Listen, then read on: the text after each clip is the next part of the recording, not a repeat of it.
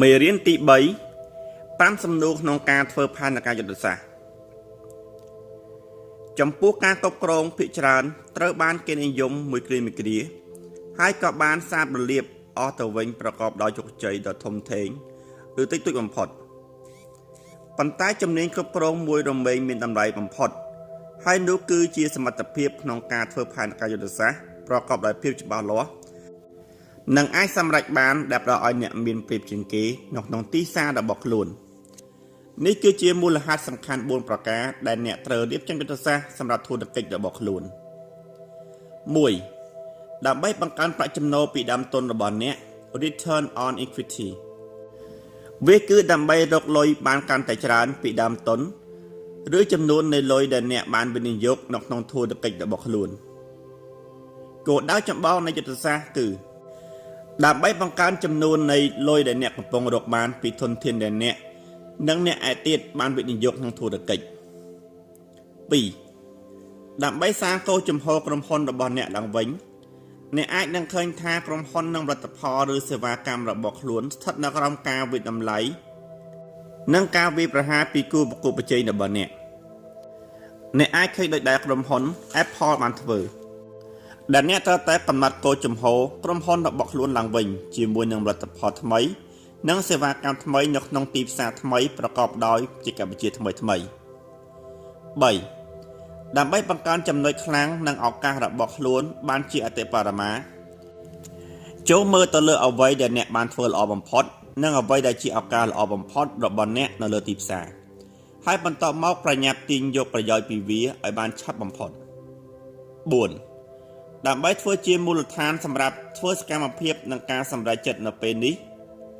គោលបំណងចម្បងនៃយុទ្ធសាស្ត្រគឺដើម្បីធ្វើផែនការនិងធ្វើការត្រៀមខ្លួនដើម្បីធ្វើសកម្មភាពដែលខុសពីអ្វីដែលអ្នកបានធ្វើក្នុងពេលមិនទាន់មានវត្តមាននៃយុទ្ធសាស្ត្រថ្មីៗរបស់អ្នកផែនការយុទ្ធសាស្ត្រពុំមែនជាសកម្មភាពអសកម្មឡើយផែនការយុទ្ធសាស្ត្រគឺជាដំណើរការនៃការគិតឲ្យបានល្អិតល្អន់ពីជំហានសកម្មភាពដែលអ្នកនឹងត្រូវធ្វើដើម្បីបានសម្រេចនូវគោលដៅនិងគោលបំណងរបស់ខ្លួនជាដងកំភួនលំហាត់របស់ Alexander នៅក្នុងយុទ្ធសាស្ត្រពុំមែនផ្នែកមួយនៃលំហាត់ទ្រឹស្ដីឬគ្មានសកម្មភាពនោះទេពួកគេធ្វើសកម្មភាពយ៉ាងឃ្លាវខ្លាបំផុត Alexander គឺជាមហាបុរសធ្វើសកម្មភាពយ៉ាងសកម្មបំផុត5សំណួរសម្រាប់សួរនិងឆ្លើយនេះគឺជា5សំណួរដែលអ្នកអាចសួរនិងឆ្លើយម្ដងហើយម្ដងទៀតនៅក្នុងការធ្វើផែនការយុទ្ធសាស្ត្រចូលអនុវត្តតាមជំហានដូចតទៅនេះវិភាគស្ថានភាពបច្ចុប្បន្នរបស់អ្នកសំណួរទី1គឺសួរខ្លួនឯងថា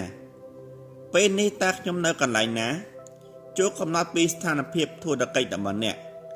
អតិថិជនរបស់អ្នកទីផ្សាររបស់អ្នកគូប្រកួតប្រជែងរបស់អ្នកនិងចំណុចខ្លាំងនិងចំណុចខ្សោយខាងហិរញ្ញវត្ថុរបស់អ្នកការវិភាគពីស្ថានភាពបច្ចុប្បន្នរបស់អ្នកបានត្រឹមត្រូវវាគឺជាចំណុចចាប់ផ្ដើមនៃគ្រប់យុទ្ធសាស្ត្រទាំងអស់ពិនិត្យមើលអតីតកាលរបស់អ្នកឡើងវិញសំណួរទី2គឺនិយាយពីអតីតកាលរបស់អ្នក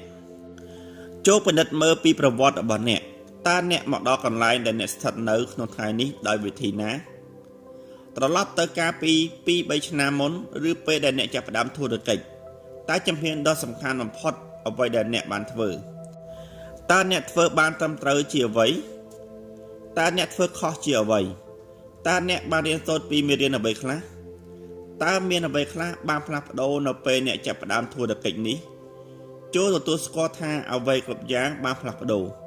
ថាតើបទការដែលបាននាំអ្នកមកដល់កន្លែងដែលអ្នកស្ថិតនៅក្នុងពេលនេះល្អឬអាក្រក់សាងអនាគតដ៏ល្អបំផុតរបស់អ្នកសំណួរទី3នៅក្នុងការរៀបចំផែនការយុទ្ធសាស្ត្រគឺ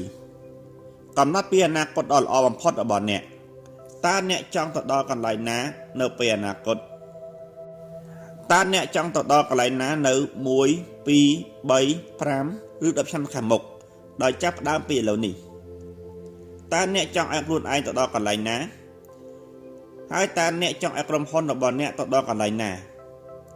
ចំពោះការកំណត់ពីអនាគតក្នុងក្តីស្រមៃរបស់អ្នកបានច្បាស់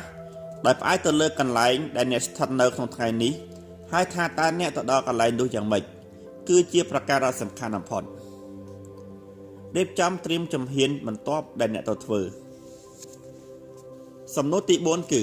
តើអ្នកនឹងទៅដល់ទីនោះដោយវិធីណាតើអ្នកនឹងចាក់ចេញពីទីកន្លែងដែលអ្នកនៅក្នុងថ្ងៃនេះទៅកន្លែងដែលអ្នកចង់ទៅនៅពេលអនាគតជាមួយនឹងមនុស្សដែលអ្នកមានធនធានដែលអ្នកមាននិងទីផ្សារដែលអ្នកកំពុងតែធ្វើបានដោយវិធីណាលំហាត់ដែលខ្ញុំចូលចិត្តបំផុតដើម្បីឆ្លើយតបនឹងសំណួរនេះគឺការបំផុសគំនិតឬការរិះរកគំនិតនៅក្នុងការបំផុសគំនិតអ្នកត្រូវតែរៀបចំទុកជារង្វាន់ហើយជំរុញឲ្យមនុស្សម្នាក់គិតស្វែងរកចម្លើយយ៉ាងហោចបំផុត20ចម្លើយចំពោះសំណួរតើយើងអាចធ្វើអ្វីខ្លះដើម្បីសាងអនាគតដ៏ល្អបំផុតសម្រាប់ក្រុមហ៊ុននេះនៅក្នុងការរិះរកគំនិតអ្នកសរសេរសំណួររបស់ខ្លួននៅក្នុងផ្នែកខាងលើនៃกระดาษហើយបន្តមកបង្ខំឲ្យខ្លួនឯងស្វែងរកចម្លើយ20ចម្លើយចំពោះសំណួរនោះនេះគឺជាលំហាត់គួរឲ្យភ្ញាក់ផ្អើលបំផុតសម្រាប់រិះរកគំនិតនិងចម្លើយដែលអ្នកអាចប្រើដើម្បីធ្វើឲ្យគោលដៅរបស់អ្នកបានសម្រេចបង្កើតបញ្ជីសំណួរទី5គឺតើខ្ញុំត្រូវធ្វើអ្វីតើជំនាញធនធានឬលុយដែលអ្នកត្រូវការបន្ថែមដើម្បីធ្វើឲ្យផែនការយុទ្ធសាស្ត្ររបស់អ្នកបានសម្រេចនៅពេលអនាគតគឺជាអ្វីឧបករណ៍ដែលមានឥទ្ធិពលបំផុតមួយដែលអាចប្រើបានគឺធ្វើបញ្ជីចាប់ផ្ដើមធ្វើបញ្ជីនៃអ្វីគ្រប់យ៉ាងដែលអ្នកនឹងត្រូវធ្វើ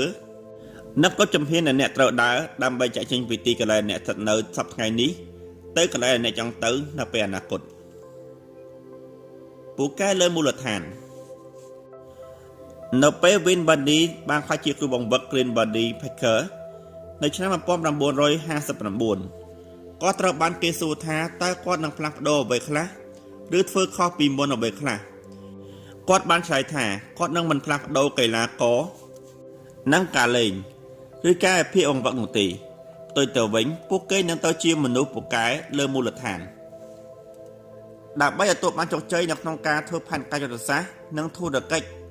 អ្នកត្រូវតែជាមនុស្សពូកែលើមូលដ្ឋាននៃផែនការយុទ្ធសាស្ត្រ